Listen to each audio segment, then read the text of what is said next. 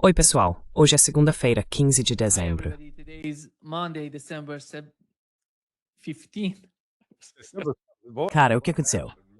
Estou adiantado hoje.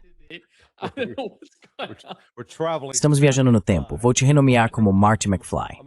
Marty McFly. Yeah, today is Sim, the hoje é 15 de dezembro de 2025 e nosso querido amigo Larry C. Johnson está aqui conosco. Bem-vindo, Larry. Larry. Sim, tô aqui. E se os óculos sou, eu esforço a camisa chamativa. Exatamente. Exactly. And please subscribe and hit like button, helping us reaching more people. E por favor, inscreva-se e clique no botão de curtir para nos ajudar a alcançar mais pessoas. Você pode seguir o Larry em sonar21.com e no canal dele no YouTube. Sonar Currents. Vou colocar o link do canal dele na descrição do vídeo. O Larry está fazendo muitas entrevistas excelentes por lá. Larry, deixe-me começar pelo que aconteceu nos dias 12 e 13 de dezembro. A Rússia atacou a Ucrânia com 495 mísseis e drones ao todo. Um dos ataques mais devastadores até agora, na minha opinião. O que está acontecendo e o que se passa na mente do exército russo e daqueles que elaboram essas estratégias na Ucrânia? Army and Russian you know, those making these strategies in Ukraine. It's a war of attrition. And let's just make a Bem, é uma guerra de atrito. E vamos apenas fazer uma observação. Sim, eles lançaram 495 foguetes, mísseis e drones. E isso causou danos, mas não fez a Ucrânia desmoronar. Então vamos inverter.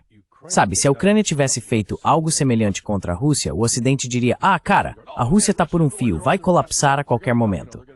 Então quero dizer, isso apenas mostra que a Rússia está em uma campanha constante de desgaste, e ela se destruiu a capacidade de energia funcionante de cidades. E dizer, Odessa morto-se neste. to operate in cities. I mean, Odessa right now is without electricity. Means water's not getting pumped. Isso significa que a água não está sendo bombeada. Cara, isso é um problema sério quando você mora em um condomínio ou em um prédio de apartamentos de 10, 15, 20 andares. Quando chega a hora de dar descarga, não há descarga acontecendo. Ou você vai ter que carregar baldes de água escada acima, porque o elevador, bem, isso acaba criando um fardo tão grande para as pessoas que elas começam a deixar a cidade. O que sabe, eu acho que pode agora fazer parte da estratégia russa, francamente. Obrigar os cidadãos a sair dessas cidades para que eles possam atacar com mais liberdade. So that they'll be able to attack more freely. I have heard from a couple of Russian. Ouvi de alguns soldados russos que no passado, eles sentiam que suas mãos estavam atadas por causa de ordens vindas de cima para limitar os danos às áreas civis. Eles não estavam dizendo que não se importavam ou que queriam matar civis. Apenas apontavam que as regras de engajamento sob as quais a Rússia operava os limitavam. Então, esse último ataque, 490 mísseis e foguetes, é cerca de metade do que a Rússia estava fazendo, digamos, há um mês. Eles ainda têm capacidade para sustentar esse tipo de operação. E a Ucrânia não tem muito de um sistema de defesa aérea restante para contra-atacar. And Ukraine doesn't have any air defense system left to counter it. Yeah. And we had Sim, e tivemos uma reunião afinal entre Steve Witkoff, Kushner e Zelensky. O incrível foi ver o CEO da BlackRock participando disso, sabe? CEO being part of, you know, Shocker. Where did he come from? I mean, well, look. we've known this Surpresa. all- this is all De onde ele veio? You know, one of the things that, Bem, I veja, repeated nós sempre soubemos disso. Tudo se resume, você sabe, a uma das coisas que eu disse repetidamente. É tudo sobre o dinheiro. profits out of, A BlackRock fez uma aposta enorme de que iria obter lucros gigantescos com a Ucrânia. Você pensaria que um cara como Larry Fink, que é bilionário, realmente se sentaria, buscaria informações sólidas, faria algum planejamento, garantiria que tivesse os dados certos. Nada disso. Eles compraram aquelas histórias de excremento bovino que estavam sendo divulgadas. É verdade. Então é meio irônico ver isso. Mas veja, não é a primeira vez que vejo um bilionário de Wall Street fazer alguma besteira. You know, billionaire on Wall Street do some stupid stuff, and just because you think they're smart, I saw that. E só porque você acha que eles são inteligentes. Eu vi isso com Bill Ackman e sua posição vendida contra Herbalife. Isso nos leva a um desvio, mas há outro bilionário que fez algumas suposições sobre uma empresa e não fez a pesquisa necessária para saber com o que estava lidando. Bem, neste caso, Larry Fink não fez a pesquisa para reconhecer que o exército russo era bastante poderoso e iria derrotar a Ucrânia, não importando o que a Ucrânia fizesse. Era possível ver isso desde o início. E mesmo assim, ele comprou a propaganda ocidental de que a Rússia era apenas uma velha trôpega que não conseguia enfrentar o Ocidente, cheia de generais incompetentes e corrupção, etc, etc, etc. E agora ele vai perder a camisa.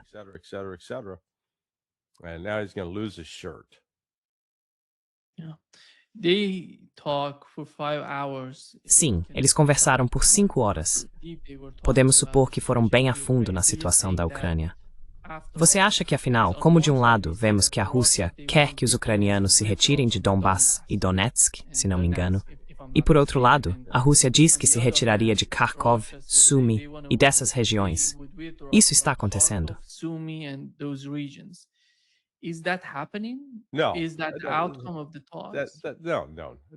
Não. Esse é o resultado das negociações. Não. Não. Nada disso está acontecendo. A Rússia não está se retirando de lugar nenhum. A Rússia não vai se retirar até que... Bem, talvez considere se retirar de Kharkiv e Sumy, se, e é um grande se, a Ucrânia retirar imediatamente suas tropas de Kherson, Zaporizhia e Donetsk. Eles já não estão mais na disputa ali. Os russos retomaram tudo isso. Mas a Ucrânia insistiu que não vai fazer isso. Então a Rússia vai continuar avançando. Eles realmente estão à beira de cortar Zaporizhia, movendo-se muito, muito rapidamente nas próximas semanas. A Ucrânia é uma nação moribunda. Está fingindo que ainda está viva, mas está morrendo. E quanto mais isso durar, mais ela vai perder. É simples assim.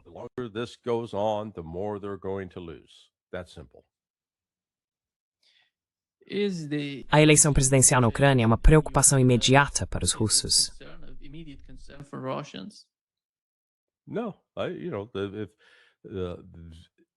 Não, veja, se for uma eleição legítima, e os ucranianos, o setor direito, o batalhão Azov, os bandeiristas, esse grupo neonazista, se eles prevalecerem, então o mundo provavelmente continuará como está. A Rússia não vai concordar em encerrar o conflito sem garantir que o governo que assumir não vá representar uma ameaça para eles no futuro. E esse movimento ultranacionalista de extrema-direita, bem, nem sei por que chamá-lo de extrema-direita, mas ele tem natureza neonazista. A Rússia não vai tolerar isso. Eles não vão conviver com isso. Assim como no fim da Segunda Guerra Mundial, os aliados, os Estados Unidos, não entraram no Japão, dizendo sim, vamos colocar todos aqueles militaristas que começaram a guerra de volta no comando do governo. De jeito nenhum. Ao vencedor, as recompensas. A Rússia gostaria de resolver isso diplomaticamente, se possível, mas acho que há uma percepção crescente de que isso terá de ser resolvido militarmente.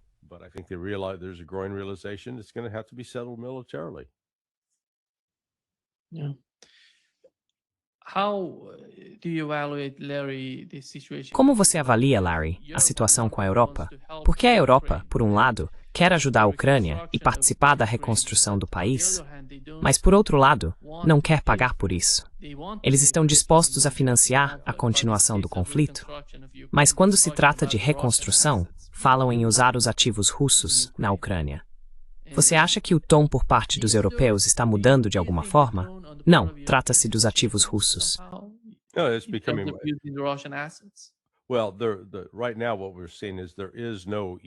Bem, o que estamos vendo agora é que não existe um ponto de vista europeu único.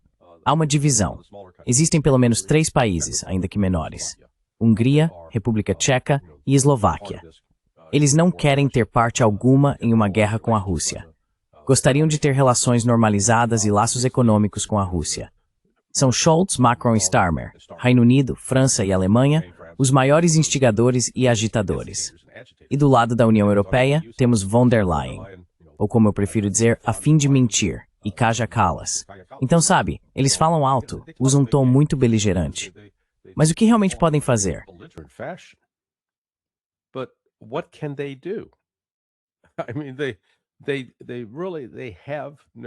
Quero dizer, eles realmente não têm poder militar de qualquer relevância. Tem alguns números no papel, mas em termos de capacidade real e de comandantes competentes que possam se deslocar para o campo e organizar forças, isso eles não têm. Mesmo assim, continuam tentando provocar uma guerra com a Rússia. Parece ser a única jogada deles no momento. Enquanto isso, a Rússia, na minha opinião, Putin, Lavrov e o restante da equipe de segurança nacional estão completamente de saco cheio. Eles perderam toda a paciência com os europeus. Veem-nos como um pequeno chihuahua barulhento, agressivo, tenta morder, mas no fim das contas é mais um incômodo do que uma ameaça militar imediata.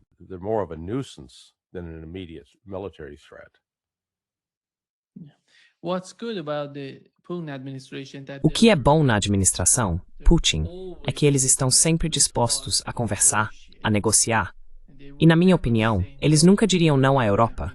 Se a Europa decidisse mudar sua postura em relação à Ucrânia, ou talvez encontrar uma solução melhor para a Ucrânia. Sabe, eles estão conversando com os americanos e conversariam com os europeus se os europeus decidissem seguir nessa direção.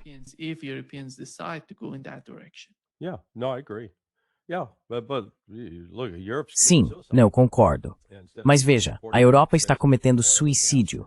Em vez de importar petróleo e gás baratos da Rússia, eles estão optando por fontes alternativas, o que vai aumentar significativamente o preço desse combustível. E isso se traduz em menor crescimento econômico e provavelmente maior inflação. Ou seja, você tem o pior dos dois mundos. Uma economia estagnada e preços em disparada. E eles estão fazendo isso conscientemente. Eles acham que podem prejudicar a Rússia. Não vamos mais comprar seu produto. E a Rússia responde, tudo bem, ótimo, vamos vender em outro lugar. Sabe, eu escrevi sobre isso ontem à noite. Essa realmente era a visão de Sergei Karaganov. Ele é o chefe de uma das novas escolas de economia na Rússia, um cientista político.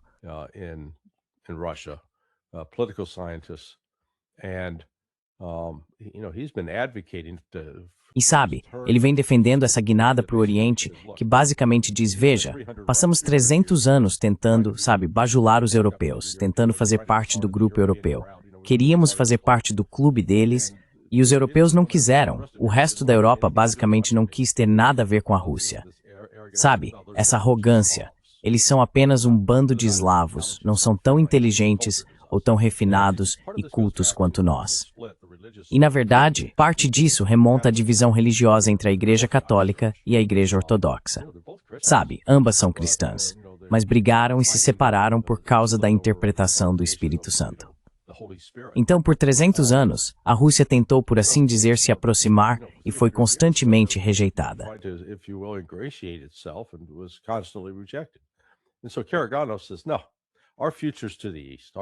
Então Karaganov diz, não, o nosso futuro está no Oriente. O nosso futuro é com a China. O nosso futuro é desenvolver a Sibéria.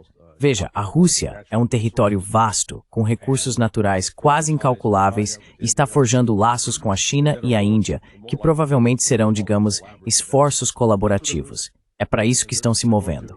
E vão ignorar a Europa o máximo que puderem até esse ponto. Se a Europa decidir implantar armas que possam ameaçar, armas nucleares que possam ameaçar a sobrevivência da Rússia, então veremos a Rússia agir e agir de forma decisiva contra a Europa. Eles não vão. Veja, neste momento têm sido muito cuidadosos para tentar não matar cidadãos ucranianos, apesar da propaganda ocidental em contrário. Mas se chegar a uma luta com a Europa, eles matarão civis europeus sem hesitar.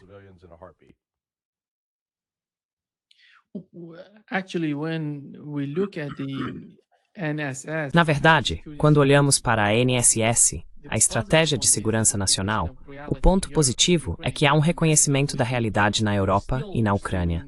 Mas o ponto negativo é que eles ainda estão perseguindo um jogo de soma zero por parte dos Estados Unidos. Eles não veem muito uma parceria, eles querem domínio, entende?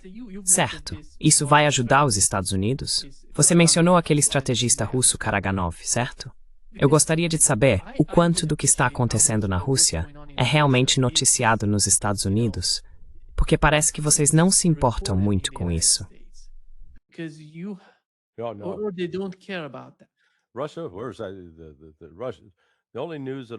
Rússia. As únicas notícias que são divulgadas nos Estados Unidos sobre a Rússia são sempre negativas. Sabe? Eles têm filas enormes para o gás. As lojas estão vazias. O exército está desmoronando. É esse tipo de coisa que é noticiado. E na maior parte isso é, por assim dizer, propaganda ocidental. Há muito pouco interesse em realmente tentar o que é a Rússia, como são as pessoas, qual é a cultura. Sabe, o americano médio ainda acredita que a Rússia é um estado comunista, o que está longe de ser verdade. E realmente existe uma divisão cultural entre os Estados Unidos e a Rússia, em termos de como os russos tendem a ver o mundo e como se relacionam com outros países.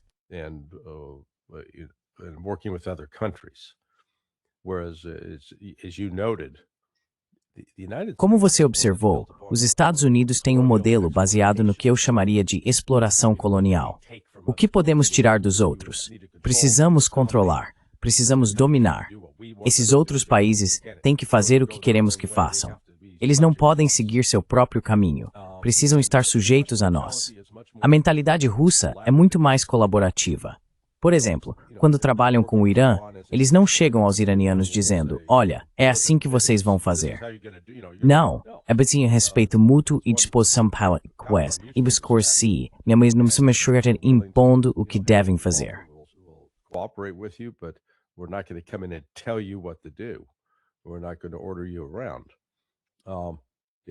Nós não vamos mandar em você. É uma mentalidade colaborativa, certo? Escrevi sobre isso ontem à noite a esse respeito.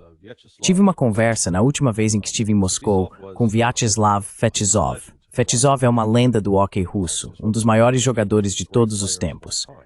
O que ele descreveu quando deixou a União Soviética em 1989 e foi autorizado a vir para os Estados Unidos jogar pelo New Jersey Devils foi o quanto ficou chocado com o que chamou de abordagem ocidental, canadense-americana, do hóquei. Era tudo sobre o indivíduo, tudo sobre uma pessoa ser a estrela.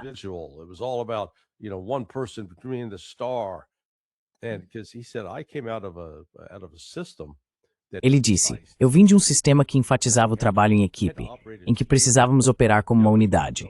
Sim, um de nós podia ser um jogador superior, mas não se tratava de eu ser a estrela. Tratava-se de como eu trabalhava com minha equipe, meus colegas, meus camaradas, como cooperamos para ser uma unidade completa. Essa é uma mentalidade diferente, e isso afeta a forma como você interage com as pessoas. Então, o que estamos realmente vendo é essa mentalidade individualista de eu tenho que ser a estrela. Isso faz parte do que está destruindo o Ocidente.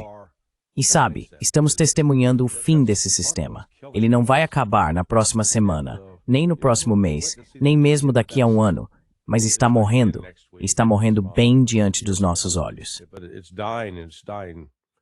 In front of our eyes. Aqui está o que o chanceler alemão Merz disse. Ele acredita que a era da Pax Americana está chegando ao fim. Ele estava em uma festa em Munique e durante o evento, você pode ver isso nas agendas. Sind für uns in Europa. Yeah, it seems that risco para seus próprios interesses. Ihre eigenen Interessen wahr. yeah. Oh, there's an unusual concept. Que conceito incomum. Nossa, os americanos estão perseguindo seus próprios interesses? Meu Deus, isso é tão inédito nas relações internacionais. Quero dizer, quem mais faz isso? O homem é um idiota. Santo Deus. Sabe? O que a Alemanha está fazendo? Pelo que me lembro, o hino nacional dizia Alemanha, Alemanha acima de tudo. Alemanha acima de tudo. Que hipócrita. Desculpe. What a hypocrite. Sorry. Yeah. But it seems that, Sim, mas me parece que quando olho, por exemplo, para Merz e outros líderes europeus, eles estão aceitando a realidade, meio que falando sobre isso, mas não se vê nenhuma interpretação real desse entendimento ou interação. Ainda parece que eles estão agindo em uma espécie de negação. They're acting in some sort of denial. Bem, eles certamente não estão em contra a realidade. Go ahead. If you think Se você pensa assim, preciso de acordo com o que está dizendo. Eu não vejo o que antecede here. Yeah, well, look at the public opinion. É bem, olhe as pesquisas de opinião pública sobre o Starmer. Ele está com uma queda de cerca de 13%. O Macron está em torno de 19%. O Merz, sabe, 25%, 26%. Então temos esse fenômeno em que esses países são liderados por governantes completamente desprezados e detestados. Eles não têm nenhum mandato popular. E, portanto, estão seguindo uma agenda totalmente desconectada do que a maioria de suas respectivas populações deseja. Essa fofme Cincinnati be absurd. This is a form of insanity, in my view.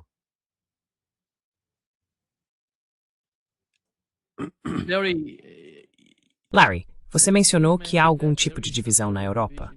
Você não acha que também está acontecendo algo entre a Alemanha, a França e o Reino Unido? Porque eu não vejo eles totalmente alinhados entre si.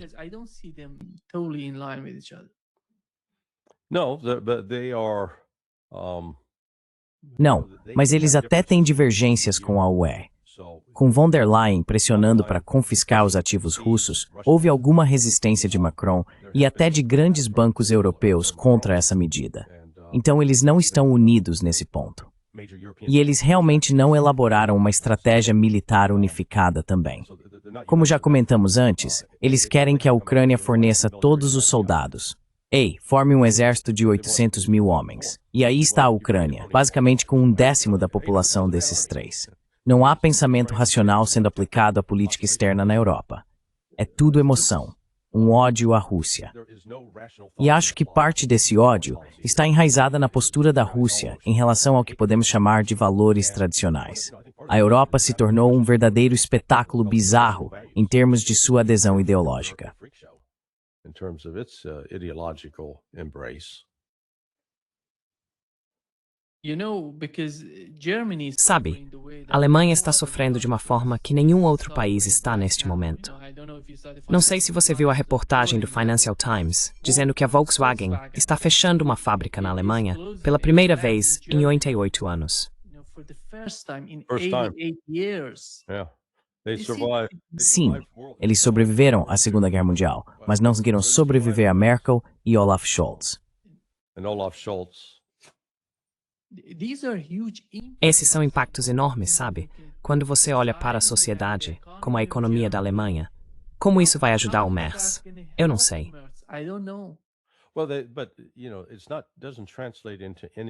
Mas isso não se traduz em dor financeira imediata para o alemão médio por causa do sistema deles, a rede de segurança que existe. As pessoas começam a receber dinheiro do governo e ainda tiram férias. Mas nesse processo, a Alemanha está tendo que contrair cada vez mais dívidas. Assim, a dívida, as obrigações externas da Alemanha, está aumentando rapidamente. E um dia desses, eles podem voltar aos tempos da República de Weimar, quando houve hiperinflação e a economia entrou em colapso.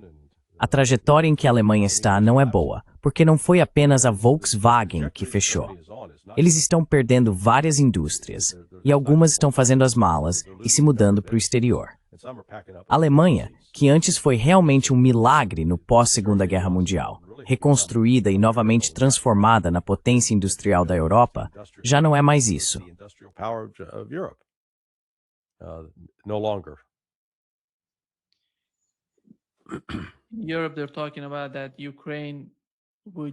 Na Europa, estão falando sobre a Ucrânia entrar na União Europeia até 2027.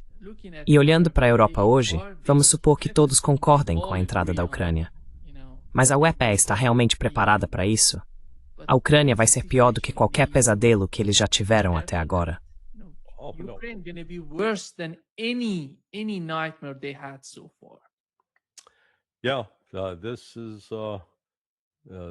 Sim, eles estão trazendo uma economia disfuncional, uma nação em ruínas, cuja população caminha para a extinção. Eles não têm uma taxa de natalidade capaz de repor a população. E o número de mortos nas forças armadas, causado pelos russos, somado ao número dos que fugiram para o exterior, você sabe, já falamos sobre isso antes. Em comparação com o que era a população da Ucrânia há, digamos, 15 anos, agora ela foi reduzida a menos da metade. Era em torno de 43 milhões. Agora está em cerca de 19 milhões. Isso não é sustentável. E então a Europa quer trazê-los para a União Europeia. Consigo imaginar a Rússia, de certa forma, dizendo: ok, vá em frente. Sim, vocês podem ficar com eles. Seria uma coisa se você estivesse trazendo, se dissesse: ei, temos um clube e queremos trazer esse cara. Hey, we've got a club, and we want to bring in this guy. He's handsome, he's rich, he's a Ele é great bonito, athlete, é rico, é um grande atleta. Cara, você sabe, é bem educado, traga ele. Não, não. Isso é trazer o país que é pobre, viciado em drogas, sem dinheiro, com problemas de saúde, você sabe, câncer de fígado. É esse que você vai trazer para o seu clube? Porque no passado, europeus como Larry Fink, de quem falamos antes com a BlackRock, contavam em controlar a Ucrânia. Era um dos 5 principais países do mundo em termos de recursos naturais, então tinha uma riqueza potencial significativa, que era o que todo mundo cobiçava, de qualquer forma. Mas, à medida que a ofensiva da Rússia continua, ela está controlando cada vez mais o que antes eram recursos ucranianos. it's controlling more and more of what used to be Ukrainian resources. But in terms of the Mas, em termos da natureza da cooperação entre a Ucrânia e os europeus, especificamente com a inteligência britânica, como aprendemos, o chefe do MI6 disse que eles não abandonarão a Ucrânia. Não importa que tipo de acordo aconteça lá, eles continuarão cooperando com a Ucrânia. Isso significa que terão seus agentes no país. Eu não sei, talvez em Odessa e em outros lugares. Como isso será percebido pelos russos? Eles têm algum tipo de linha vermelha em relação a como o governo britânico pode, digamos, piorar a situação na Ucrânia ou provocar novos tipos de conflitos dentro da sociedade? Algo que possa influenciar qualquer acordo, caso finalmente decidam encerrar a guerra na Ucrânia, chegar a um entendimento. Eu não vejo a presença da inteligência britânica como algo benéfico para o futuro da Ucrânia. Well, look, this is déjà vu all over again. Olha, isso é um déjà vu de novo, para citar Yogi Berra. Em 1948 e 1959, a inteligência britânica estava trabalhando para criar e fomentar uma guerra civil na União Soviética, usando a Ucrânia como ponto de partida para isso. Naquela época, os soviéticos levaram cerca de 7 ou 8 anos para capturar os colaboradores e derrotá-los. Então, sabe, isso não é nada novo. E os esforços britânicos para tentar fazer isso agora? Bem, os russos são muito bons em contra-inteligência. Eles têm um passado notável. Vamos lembrar que durante a Segunda Guerra Mundial, eles alimentavam os alemães com desinformação. O chefe da inteligência alemã era um cara chamado Gehlen. The head of German intelligence was a guy named Gehlen, and Gehlen thought he had this super secret source. E Gehlen achava que tinha uma fonte super secreta conhecida como os Balcãs. Bem, acontece que essa fonte super secreta era na verdade judaica. Acho que ele era húngaro, ou talvez sérvio, mas vinha de uma dessas comunidades. Ele era judeu e estava sendo controlado pela inteligência soviética. Então, sabe, os soviéticos e agora os russos têm capacidades de contra-inteligência muito boas. Eles mostraram que, quando entram em combate com um desses movimentos subversivos ou insurgentes, lutam para vencer. Já têm experiência nisso. Fizeram isso na Chechênia, durante a Guerra Civil Chechena.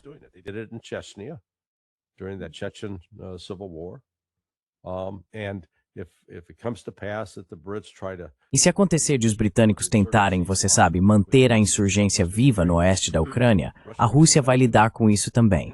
Eles não entram em pânico. Tem uma longa história lidando com esse tipo de coisa. E esse tem sido parte do problema. Que diabos de interesse o Reino Unido tem na Ucrânia? Vamos lá. Isso é pura interferência britânica. O Reino Unido tem sido uma maldição, uma verdadeira maldição, para o mundo em termos de sua exploração de povos na África e na Ásia, em particular. A herança colonial dos britânicos é uma mancha completa naquele país, mas eles se acostumaram a governar o mundo. But they got accustomed to ruling the world, and it's been but what has happened in the course of the 20th O que aconteceu ao longo do século XX foi que as duas guerras mundiais os quebraram. Isso realmente cortou a base do imperialismo deles. E você sabe, lá está o Reino Unido, morrendo lentamente. É uma cultura tão bizarra agora, em que veneram esse rei, ou antes era rainha, e celebram essa herança enquanto culturalmente estão mudando com o influxo de imigrantes. é de certa forma o retorno da era colonial. Alguns de seus antigos súditos coloniais agora estão indo para o Reino Unido e mudando completamente a sua cara. Mas você sabe, o M6 é como uma doença. Vai continuar tentando infectar até ser destruído. It's going to continue to try to infect until it's destroyed. You know, at some point during the war in Uhum. Ukraine, I was thinking Sabe, that em algum momento durante a guerra na Ucrânia, government in eu achava que o Poland is governo da getting so Polônia radical estava ficando muito against radical em Russia. relação aos Today, russos. when I look Mas at hoje, the country, quando olho it para o seems that país, they have parece que eles totally mudaram changed completamente de ideia their sobre a mind with Rússia. Russians. Como você How vê a do you Polônia see hoje? Poland today? Eles não fazem mais Not parte part desse of tipo this de sort of visão radical, radical desse tipo de ódio contra a view of, Rússia. you know, Eu não os vejo this mais sort of assim. hatred against Russia. I don't see them there anymore. Well, it depends on who you're talking to. Bem, depende de com quem você está falando. Se for com Sikorsky, você sabe, o ódio virulento à Rússia ainda está lá. Ou Tusk, Donald Tusk, o primeiro-ministro. Ele está indignado com os russos. Mas aí você chega ao presidente Duda, sabe, uma perspectiva completamente diferente. E sua recente eleição mostra que a maioria dos poloneses apoia esse ponto de vista, em vez daquele defendido por Sikorsky. Mas eu acho que a Polônia está longe de ser unificada. De certa forma, a Polônia é outro exemplo vivo do que está acontecendo em toda a Europa, onde há líderes políticos completamente desconectados do que o povo quer. A Polônia está entre... Bem, acho que há 3 países europeus que vão enfrentar o peso das consequências da derrota da Ucrânia pelos russos. Of the defeat of Ukraine by the Russians. Poland, Hungary, Romania. And Polônia, Hungria, Romênia, e eles provavelmente enfrentarão uma nova onda de refugiados. E ainda assim, como no caso da Polônia, uma das grandes preocupações deles era, sabe, se a Ucrânia fosse aceita, e a Ucrânia, em termos de produção agrícola, ameaçaria o sustento dos agricultores poloneses. Então, sabe, é um quadro complicado aqui. Pessoas como Sikorsky e Tusk, sabe, se suas visões prevalecessem, então sim, veríamos a Polônia se alinhando rapidamente com a Alemanha, a França e o Reino Unido, e promovendo, sabe, uma postura beligerante em relação à Rússia. Mas sabe, se Duda e seu grupo prevalecerem, veremos, eu acho, uma abertura para negociar com a Rússia e tentar dizer, ei, sabe, vamos conviver. Não precisamos estar em guerra. Let's live together. We don't have to be at war. There are two parts of, you know, the sort of Há 2 partes, sabe, no tipo de política externa da Polônia. One, Uma ainda é a mesma de quando a guerra começou. when the war started, Você deve se lembrar de Sikorsky debatendo com Michael McFaul. together with Michael McFaul, McFaul, yeah. yeah, debating John Mearsheimer. And he said Sim, they're gonna- debatendo com John Mearsheimer. Russia is E ele gonna disse que a Rússia aprenderia uma lição na Ucrânia. Você se lembra daquela época? Ele realmente achava que iriam esmagar a Rússia na Ucrânia, prendê-la lá. Acho que agora eles estão aceitando a realidade. Eles sabem que não conseguiram fazer nada na Ucrânia para derrotar ou enfraquecer a Rússia.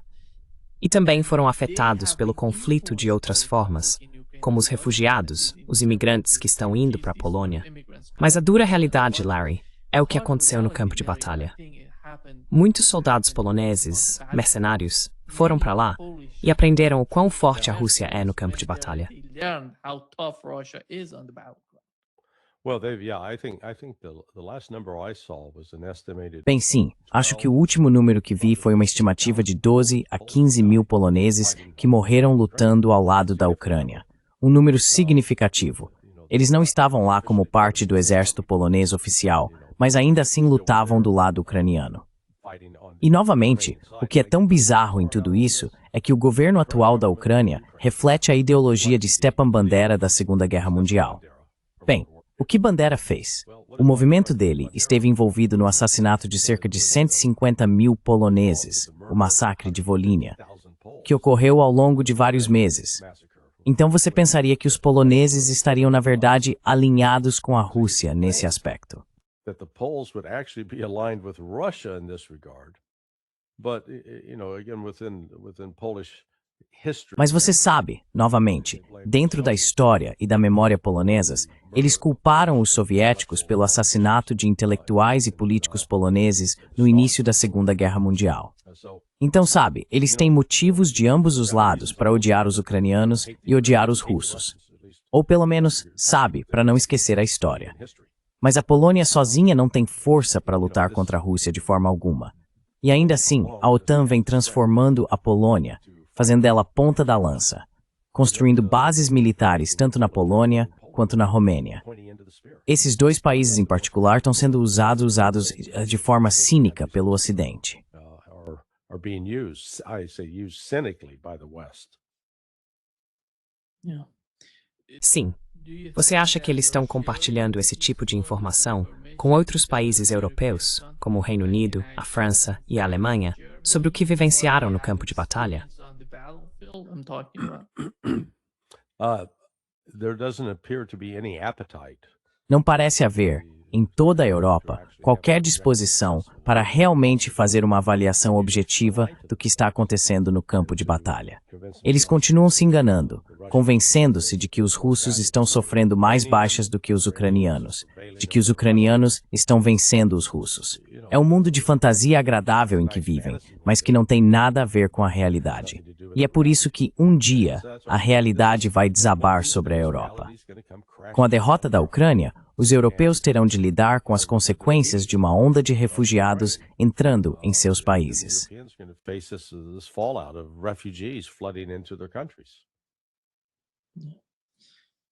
Larry, shifting the gear a little bit to Australia. Larry, mudando um pouco de assunto para a Austrália, o ataque terrorista contra a comunidade judaica em Bondi Beach era um pai e seu filho, e eles eram, sabe, parte do salafismo, esse tipo de movimento radical. O que me impressiona é que a inteligência israelense está dizendo que o Irã estava por trás disso. Israeli intelligence is talking about that Iran was behind this. I know, and that is amazing. Yeah. Eu sei, e isso é impressionante.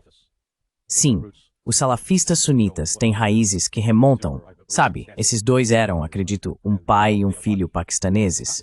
E o que se chama de movimento Deobandi no Paquistão teve um papel importante na formação da Al-Qaeda e do ISIS. Essa versão específica do Islã também está ligada aos wahhabitas na Arábia Saudita. Eles são inflexíveis, rígidos, acreditam possuir a verdade absoluta sobre o Islã. E é por isso que matam outros muçulmanos. Eles matam muçulmanos xiitas, que são o grupo predominante no Irã. Na verdade, se você voltar e observar quando a guerra estava em fúria na Síria, era o Irã lutando ao lado de Bashar al-Assad, que tentava proteger os alauítas e os xiitas contra os sunitas.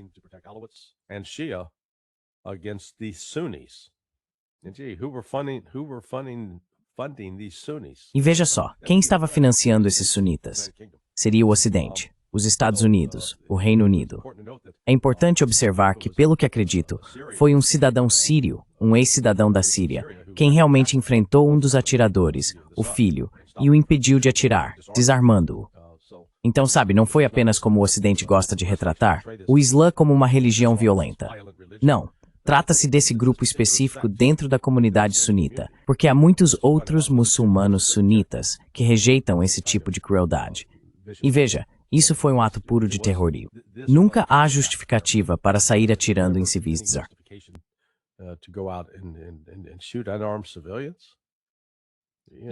E eles eram bem treinados. Olhando para a foto, o cara que estava atirando, você sabe? Sim, ele tinha. Lembre-se, isso é na Austrália, com aquelas leis rigorosas sobre armas de fogo, onde você não pode possuir armas. E como isso funcionou? Sabe, é simplesmente terrível.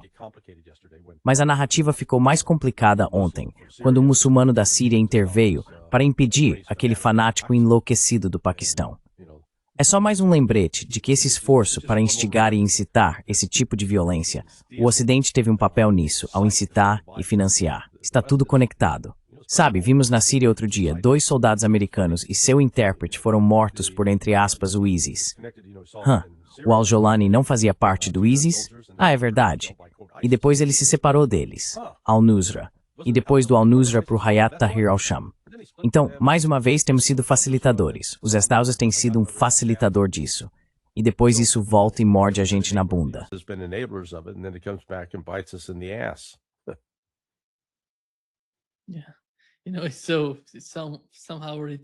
Sabe, é ridículo e facção do ISIS no computer. fighting the other faction. Well, I don't know if you've ever been around. Bem, sabe, eu não sei se você já esteve por perto, vou chamá-los de fanáticos religiosos. Pessoas que ficam convencidas de que têm uma linha direta com Deus, que possuem a compreensão correta da relação com Deus, ou Alá, ou Jeová, enfim, como quiser chamar sua divindade. E eles podem ser muito, muito conflituosos. Quero dizer, já vi isso dentro do cristianismo. E eles também podem ser violentos. Então, isso não se restringe apenas ao islamismo. Você também já viu isso dentro do judaísmo. Judaísmo, cristianismo, islamismo. O que acho fascinante é que não me lembro de terroristas budistas. Não me lembro de um único grupo baseado no budismo que tenha saído por aí organizando-se para tentar matar pessoas de outras fés ou crenças. Então isso não é algo típico de todas as religiões. Parece que esse tipo de violência surge dentro do judaísmo, do cristianismo e do islamismo.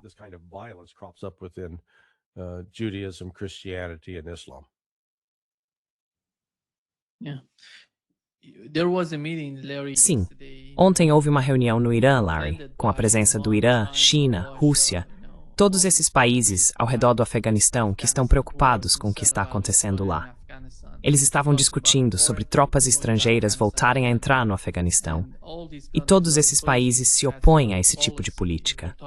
Estavam falando, aliás, sobre os Estados Unidos voltarem ao Afeganistão. Qual é a lógica de voltar ao Afeganistão? Por que precisariam voltar se Donald Trump realmente quer o que disse em sua estratégia de segurança nacional, mesmo considerando que isso não faz parte desse plano?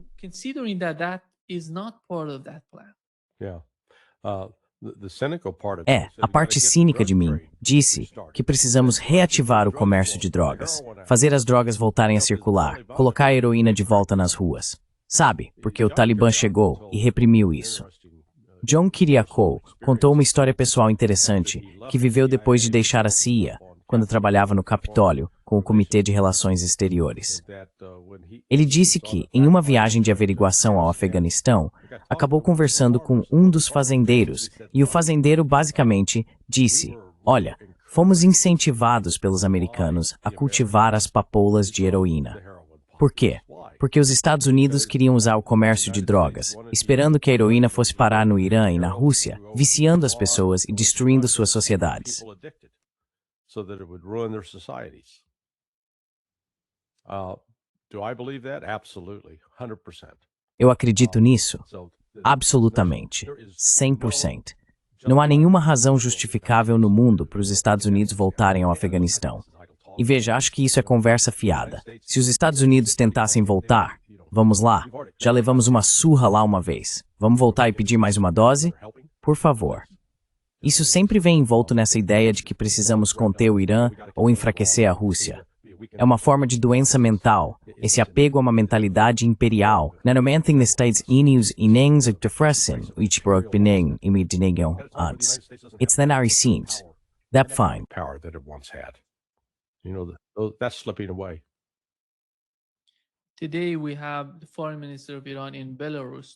Hoje temos o ministro das Relações Exteriores do Irã em Belarus, conversando com o presidente de lá. Acho que o que está acontecendo entre o Irã e a Rússia, e em certa medida com a China, é que eles estão reconhecendo o quão frágil é o sul do Cáucaso.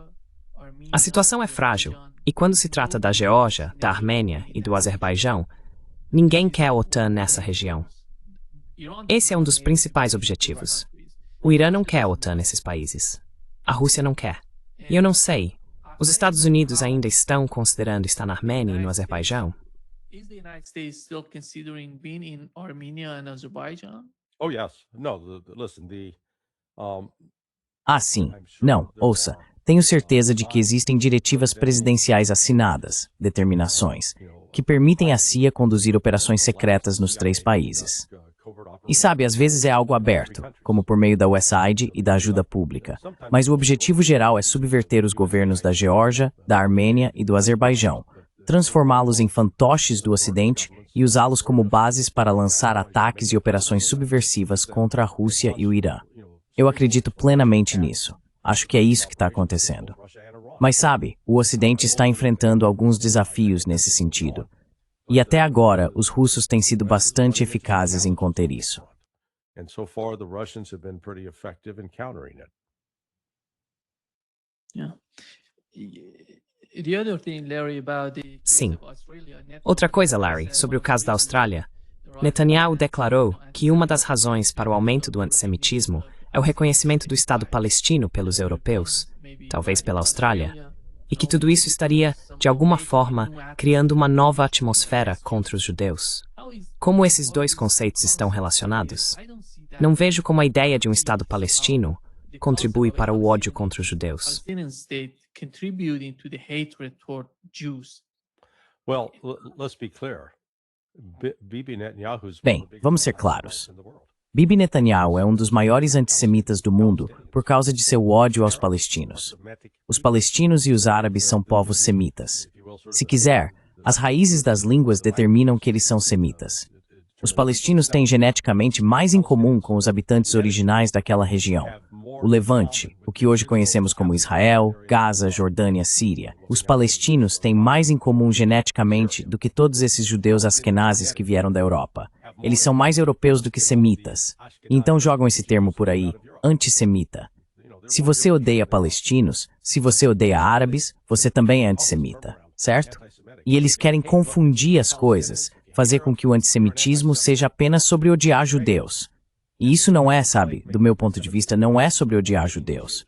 Ódio ao sionismo, absolutamente. Hating Jews, hatred of Zionism, absolutely. I think Zionism is a pernicious belief.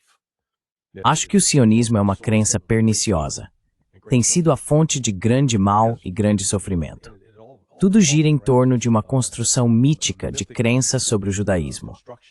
Se voltarmos à história do Antigo Testamento, o Pentateuco, os 5 primeiros livros da Bíblia, começa com Abraão, recebendo a promessa de que haveria uma bênção para muitas nações, e de repente passa a ser apenas um grupo especial de pessoas que são amadas por Deus mais do que todos os outros, e que têm o direito de matar quem quiserem e tomar o que quiserem, porque Deus disse que essa porção específica de terra, uma terra ruim, aliás, em termos de recursos, pertence a eles e a mais ninguém.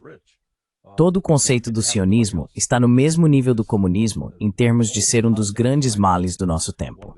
It ranks up there with communism in terms of being a great evil of our time. Deixe-me, Larry, apenas para encerrar esta sessão, reproduzir um trecho de Avi Shlaim, o historiador israelense. Ele está falando sobre como era a região antes da criação de Israel, antes de a entidade sionista ser estabelecida ali. Aqui está o que ele disse, Larry. Here is what he said, Larry. E antes do surgimento do Estado de Israel em 1948, havia um grande número de judeus vivendo no mundo árabe, algo em torno de 800 mil. Havia judeus no Líbano, na Síria, no Egito e no Iraque. A comunidade judaica no Iraque era a mais antiga, remontando a 2 milênios e meio. Era a mais próspera, a mais bem-sucedida e a mais integrada à sociedade local. Antes de 48, havia judeus em todo o mundo árabe, e a convivência entre muçulmanos e judeus não era um sonho distante. Era uma realidade cotidiana. Judeus e árabes viviam lado a lado até a chegada do sionismo. Minha família e eu éramos judeus árabes. Falávamos árabe em casa. Não falávamos nenhuma outra língua.